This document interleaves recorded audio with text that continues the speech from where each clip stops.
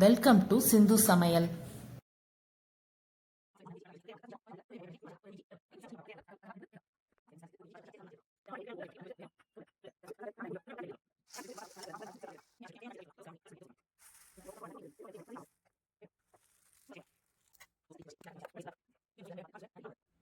நம்ம இன்னைக்கு பண்ண போகிறது பெசரட் தோசை. அதுக்கு எப்படி என்ன ஊற வைக்கலாங்கிறத நான் காமிக்கிறேன். 1 டம்ளர் பச்சை பயிர் எடுத்து போட்டிருக்கேன். 1 ஸ்பூன் பச்சரிசி. இது ரெண்டையும் 4 மணி நேரம் கழுவிட்டு தண்ணி ஊற்றி ஊற வைக்கணும். ஊறின பிறகு நம்ம எப்படி பண்ணலாங்கிறத பார்க்கலாம். பாசிப்பயிறு 4 மணி நேரம் ஊறிடுச்சு. இப்போ நல்லா கழுவி வச்சுருக்கேன்.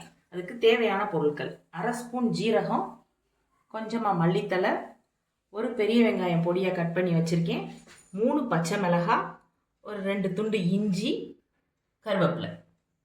அப்புறம் இதுக்கு ஒரு ஈஸியான ஒரு சட்னியும் நம்ம பண்ண போகிறோம். அதுக்கு தேவையான பொருட்கள்: தக்காளி, பச்சை மிளகாய், 2 பூண்டு, தேங்காய்.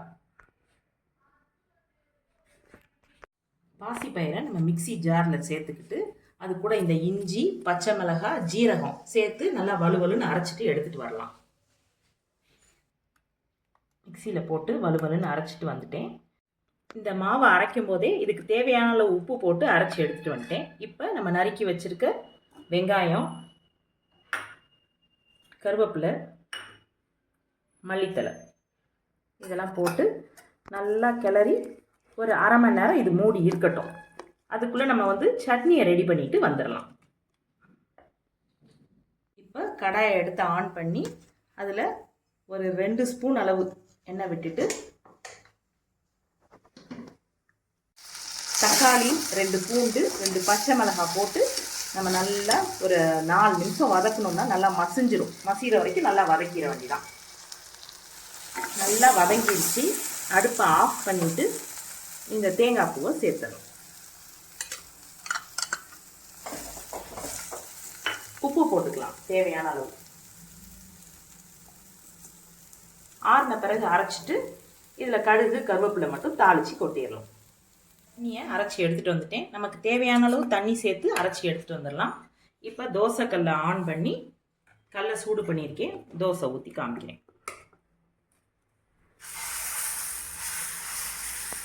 இது இந்த பச்சை பயிர் தோசை உடம்புக்கு ரொம்ப நல்லது. ஹை புரோட்டீன் சத்து இதில் இருக்குது. இது குழந்தைங்கள்லேருந்து பெரியவங்க வரைக்கும் எல்லாம் விரும்பி சாப்பிடுவாங்க.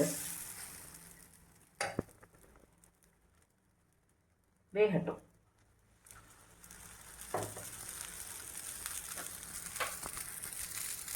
சிம்மில் வச்சு வேக விடலாம். தோசையை திருப்பி போட்டாச்சு. நல்லா வெந்துக்கிட்டு இருக்கு. தோசை ரெடி. இதை வச்சு இந்த தக்காளி சட்னியோடு வச்சு சாப்பிட்டா ரொம்ப டேஸ்ட்டு நல்லாயிருக்கும். நீங்களும் இந்த தோசையும் இந்த சட்னியும் ட்ரை பண்ணி பார்த்துட்டு கமெண்ட்டில் சொல்லுங்கள். நன்றி. வாழ்க வளமுடன்.